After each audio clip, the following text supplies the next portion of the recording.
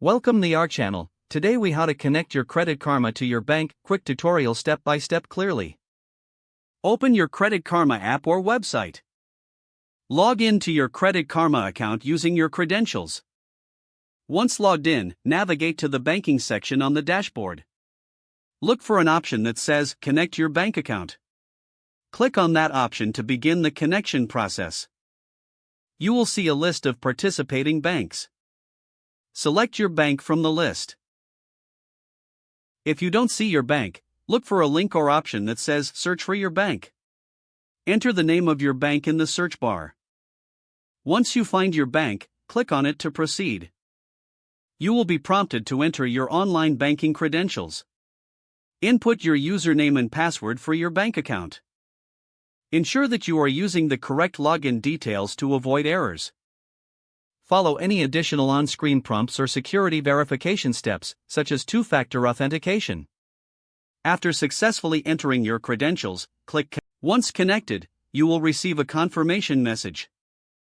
Your banking data will now start syncing with your Credit Karma account. Review the information to ensure accuracy. If everything looks good, you're all set.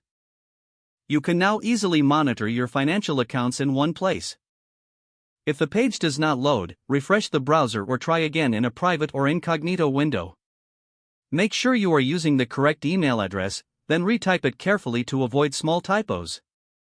If your password is not accepted, use the reset option and create a new strong password you can remember. Check your spam folder for verification or security emails, then complete any requested confirmation steps. Enable two-factor authentication if available to improve account security and reduce unauthorized access risk. After signing in, review your profile details so your contact information and settings are accurate and current. If you see an error message, note it down and try again after restarting your device and internet connection. Log out when you finish, especially on shared devices, to keep your account and payment information secure. If the page does not load, refresh the browser or try again in a private or incognito window.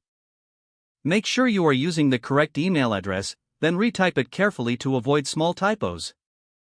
Don't forget to like this video and subscribe to our channel for more step-by-step tech guides.